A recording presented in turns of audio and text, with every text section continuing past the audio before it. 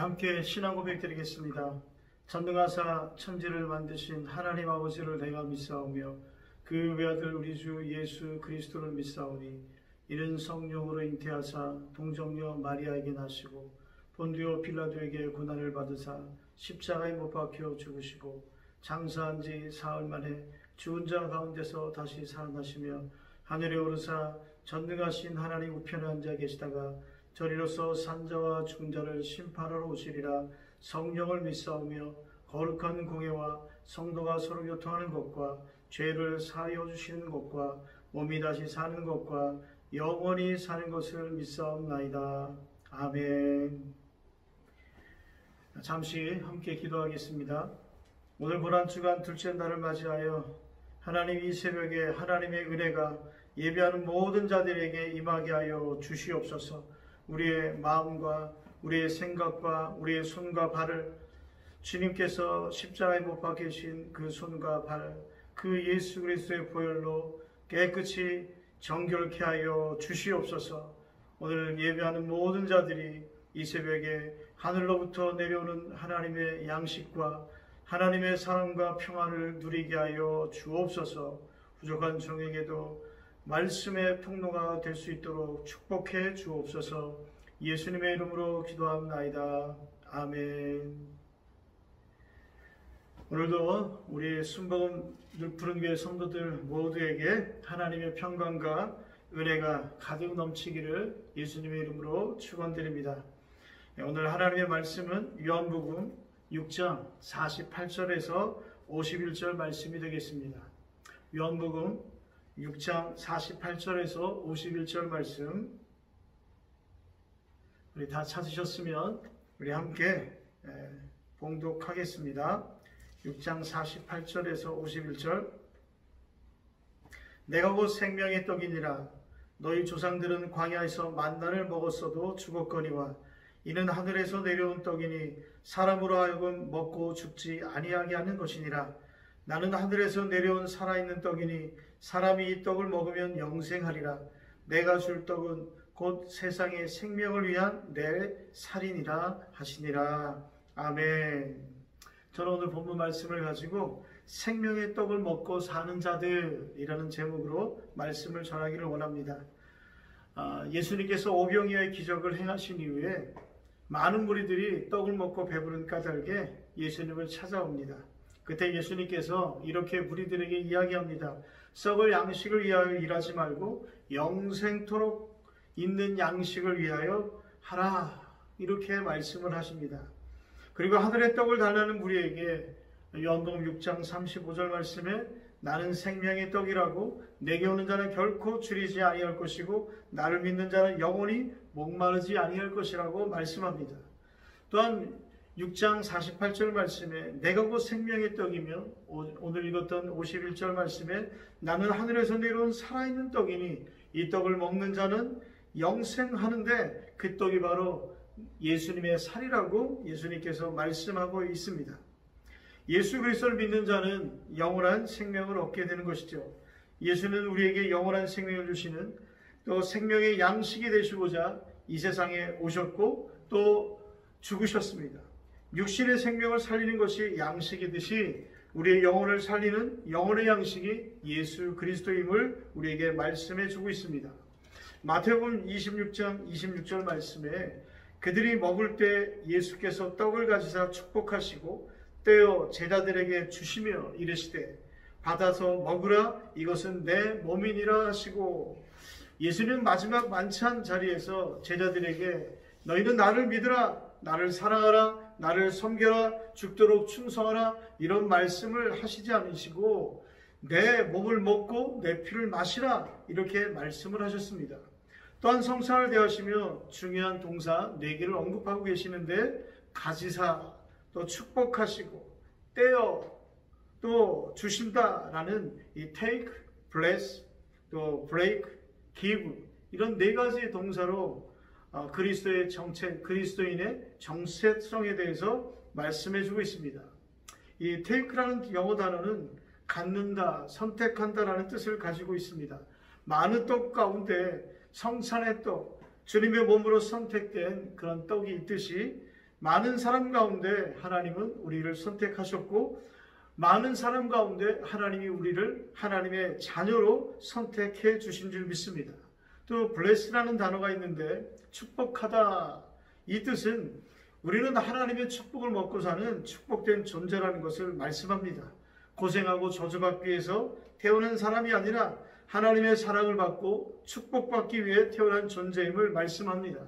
또한 떼어, 이 브레이크라는 단어에 있어서는 예수님께서 자신의 살을 찢기시듯 자신의 몸을 깨뜨려서 우리를 구원해 주셨듯이 바로 우리의 삶도 깨어지는 삶, 하나님 앞에서 깨어지는 인생을 살라고 말씀하고 있는 것이죠.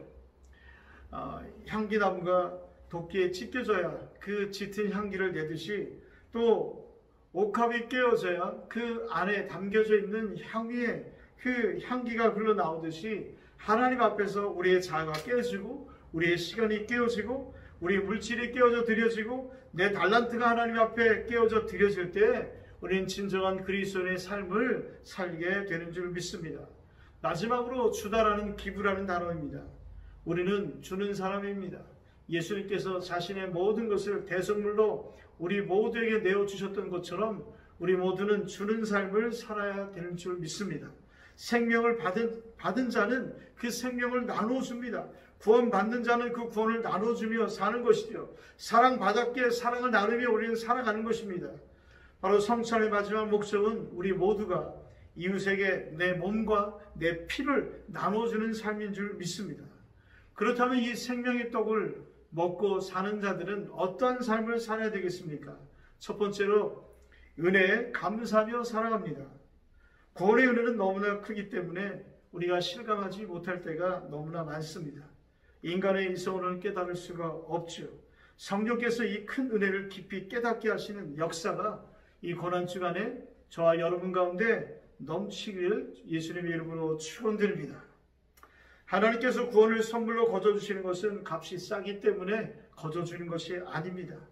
이 세상의 그 어떤 것으로도 측량할 수 없는 것이기에 이 세상의 그 어떤 가치로서도 그 가치를 매길 수 없는 것이기 때문에 하나님은 구원을 우리에게 선물로 내어주신 줄 믿습니다. 그러므로 감사하며 살아가야 되는 것이죠. 감사를 하되 범사에 감사해야 합니다. 혹 어려운 일들로 인해서 힘들고 괴로워하지는 않습니까? 하나님은 그 모든 상황 가운데에서 감사하라고 말씀을 하십니다. 하나님의 자녀들에게 반드시 모든 것이 합력하여 선을 이루게 될 줄 믿습니다. 두 번째로 생명의 떡을 먹는 자들은 하나님의 자녀답게 살아야 합니다. 어느 가정의 가훈이 다웃게 살자라는 그런 것을 본 적이 있습니다.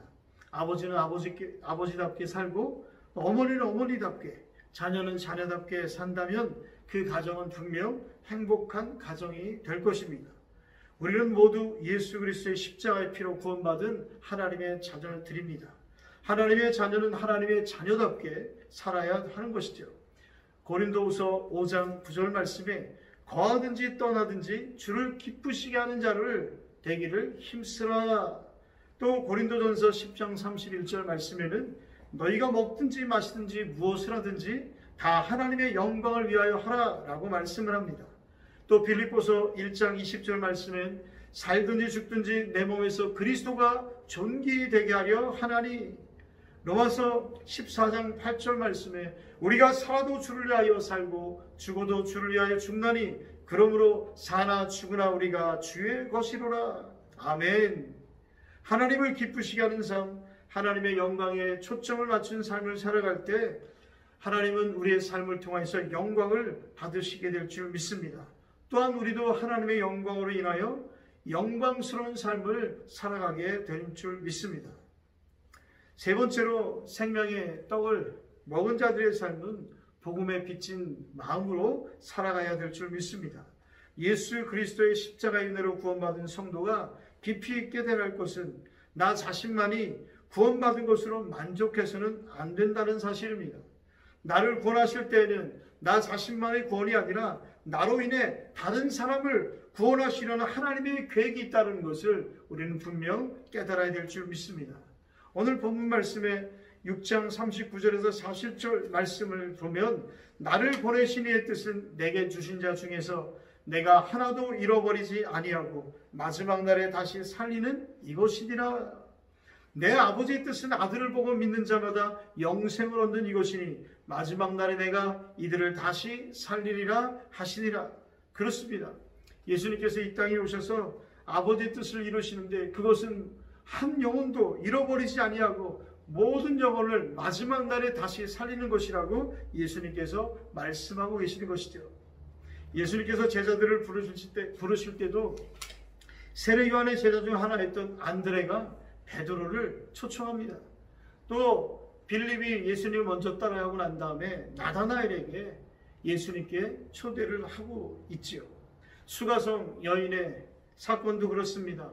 예수님을 만났던 그 여인은 동네에 가가지고 내가 메시아를 만나노라고 외쳐댔습니다. 그 여인으로 말미암아 그 동네에 수많은 무리가 예수님을 따라오게 되었던 것이죠. 우리 인생의 정점이자 가장 가치 있는 삶을 사는 것은 복음을 증거하며 사는 것인 줄 믿습니다. 이것이 우리 인생의 목적이 되지 않으면 우리의 삶은 그저 유유하게 흘러가는 강물밖에 되지 못하는 것입니다. 고린도후서 5장 18절에서 19절 말씀해 보니까 모든 것이 하나님께로 났으며 그가 그리스도로 말미암아 우리를 자기와 화목하게 하시고 또 우리에게 화목하게 하는 직분을 주셨으니 곧 하나님께서 그리스도 안에 계시다 세상을 자기와 화목하게 하시며 그들의 죄를 그들에게 돌리지 아니하시고 화목하게 하는 말씀을 우리에게 부탁하셨느니라. 아멘. 하나님이 여러분과 함께 하시기를 바라십니까? 비친 마음으로 복음을 전하시기를 바랍니다. 하나님께서 세상 끝나는 날까지 여러분의 가정과 또 여러분과 함께 하시기를 원하십니까? 비친 마음으로 복음을 전하는, 복음을 전파하는 여러분들의 되시기를 주의 이름으로 축원드립니다. 이것이 바로 하나님께서 우리에게 주시는 하나님의 뜻이고 하나님의 명령인 것입니다. 예수님은 우리를 구원하셔서 하나님의 자녀 삼으시고자 하늘나라로부터 이 세상에 사람의 몸으로 오셨습니다. 우리를 구원하시고자 우리들의 죄를 대신해서 십자가에 못 박혀 돌아가셨습니다. 바로 이 고귀한 은혜로 우리가 구원을 받아 하나님의 자녀가 되었습니다. 그러므로 생명의 떡을 먹고 사는 자들은 첫 번째로 하나님의 은혜에 감사하며 정말 범사에 감사하며 사는 것이고, 두 번째로 하나님의 자녀답게 그리스도인답게 사는 것이고, 세 번째로 복음에 비친 마음을 가지고 복음 전파하며 살아가는 그런 삶을 살아가야 되는 것이죠. 이 고난주간에 이런 생명의 떡을 먹은 자들의 삶을 온전히 살아가는 여러분들이 다 되시기를 주의 이름으로 축원드립니다. 기도하겠습니다. 하나님 아버지 고맙습니다. 이 고난주간에 생명의 떡을 먹은 자로서 당당하게 살아가게 하여 주시옵소서. 구원의 감격함으로 늘 범사에 감사하게 하여 주시고, 또한 복음에 비친 자로 살게 하여 주시옵시고, 그리스도인답게 하나님의 자녀답게 살아가는 자들이 되게 하여 주시옵소서.